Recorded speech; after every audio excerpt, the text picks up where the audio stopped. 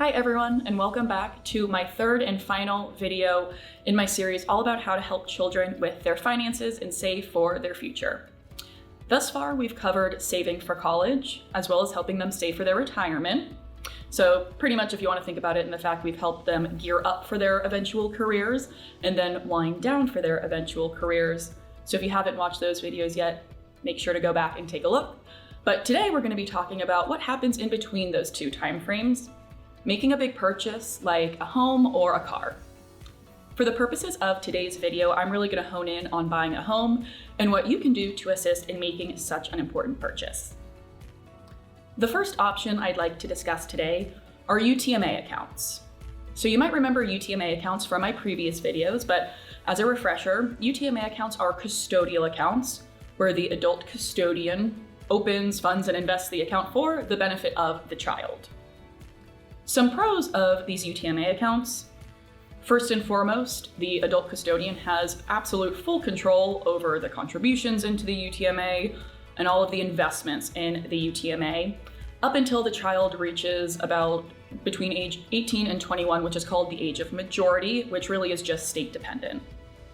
Kind of an offshoot of that pro is because of the fact that the adult has full control over the account for decades.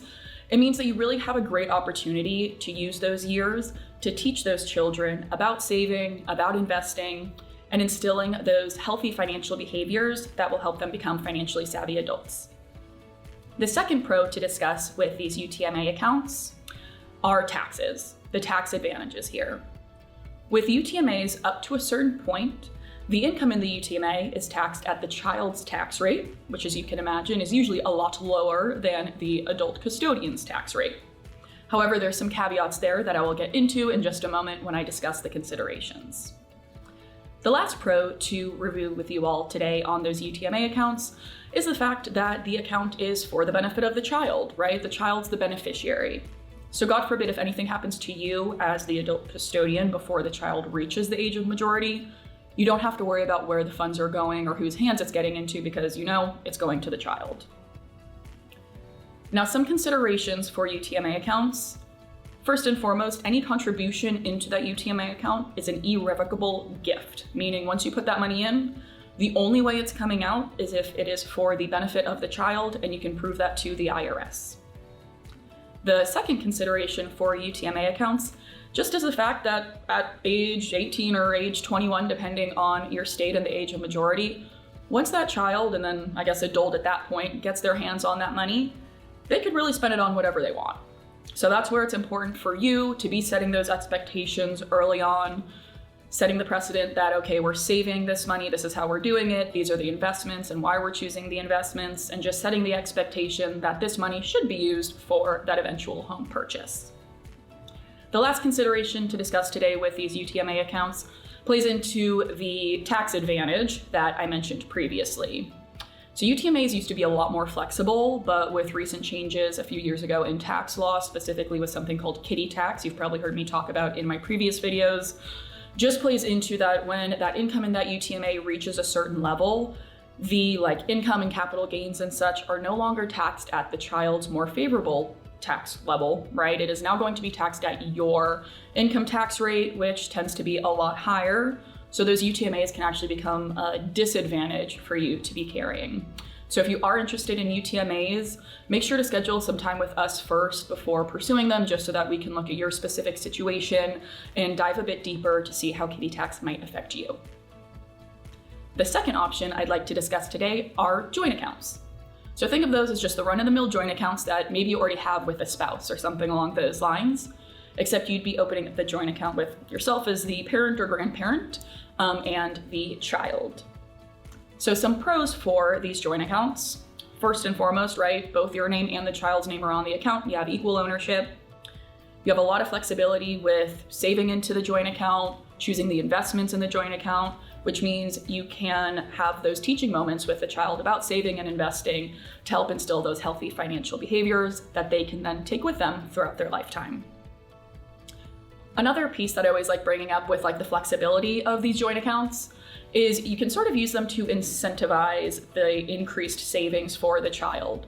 So what I mean by that is, think like the child, let's say they've graduated college, they're now 24, they have their own job, they're contributing to a 401k. You could basically propose to them, okay, if you contribute X amount of dollars to your 401k, I will match that dollar for dollar, or maybe I'll match that half of that in the joint account that is opened for the purpose of saving for your home. So then you're kind of killing two birds with one stone. So you're incentivizing them to maybe even save more than they were going to into their 401k. And also you're increasing that savings into that joint account, which will be used for the home purchase. Main consideration to bring up for these joint accounts, once again, circling back, is the fact that the child can pretty much spend that money literally on whatever they want to. That's just going to be a risk that you run in really any of these scenarios. Just making sure that you're setting the expectation that we're saving this money into the joint account for the ultimate purpose of purchasing a home, teaching them about saving, investing, how to spend their money wisely so they're not just squandering the money when they have access to it, when you want them to use it on their home purchase. The third and final option I wanted to discuss today is just if you opened an account in your own name as the adult, right? So whether you're the parent or the grandparent, you would open an individual account with the goal of contributing and investing in that account to eventually gift the money to the child at the time of need when they want to purchase that home. Big consideration here are just annual gift tax exclusion laws. So for the purposes of this video in 2022, when I'm making it, the annual gift tax exclusion is $16,000 per person or $32,000 for a couple. Now, if you want to think about that a little bit differently, what that means is, let's say you're married and your child is single. You can gift them $32,000 in any given year without having to worry about paying taxes on the gift that you're giving. The other consideration is, okay, what if they're married? Then you as a married couple can gift your child as a married couple $64,000 in a given year without having to worry about those taxes on the gift. So that's absolutely huge, as you can imagine, when you're thinking about helping to save for a huge expense like purchasing a home. One of the main benefits for this approach, as you can imagine, you have full control over the account. The account is literally in your name. You're controlling the savings, you're controlling the investing, you're controlling when you're giving this money to that child, right? Since you're not having to worry about an age of majority where a flip switches and the child then gets full control over the money, you can literally dictate, okay, if you aren't having them, if you're not wanting to give them the money until they're 30, 40, right? You have full control over that. If you don't end up wanting to give the money to them at all, you also can dictate that piece. So that's a huge pro when it comes to this approach of housing the funds in an account that is solely in your name. Some considerations, however, when we are talking about this approach, there's no tax benefits, right? The income in the account, the capital gains in the account are all being taxed at your income tax rate. The next consideration just plays into the fact that since it's really your account, it's just the goal is to go to the child, that child might not even know that this account exists. And I can understand some people not wanting to tell their child or grandchild that there's just this nest egg waiting for them for when they want to purchase a home.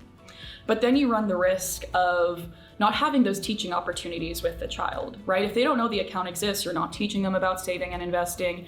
You're not teaching them those skills that help them become a financially savvy adult.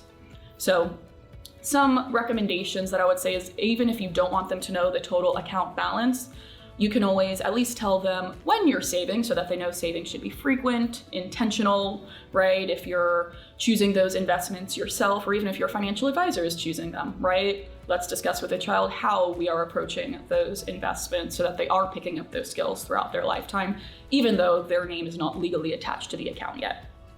In conclusion of this series, the main goal here is to seek out and pursue those opportunities to help these children save as efficiently as possible for college, for big purchases like a home, and for an eventual successful retirement.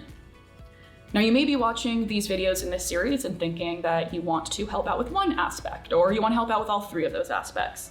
There's really no right or wrong answer there, just all comes down to your value system and what you're comfortable with. If you have any questions about any of the options, not only in this video, but in any of the videos that I've made here for this series, if you think it applies to your situation and your goals, please do not hesitate to reach out to us.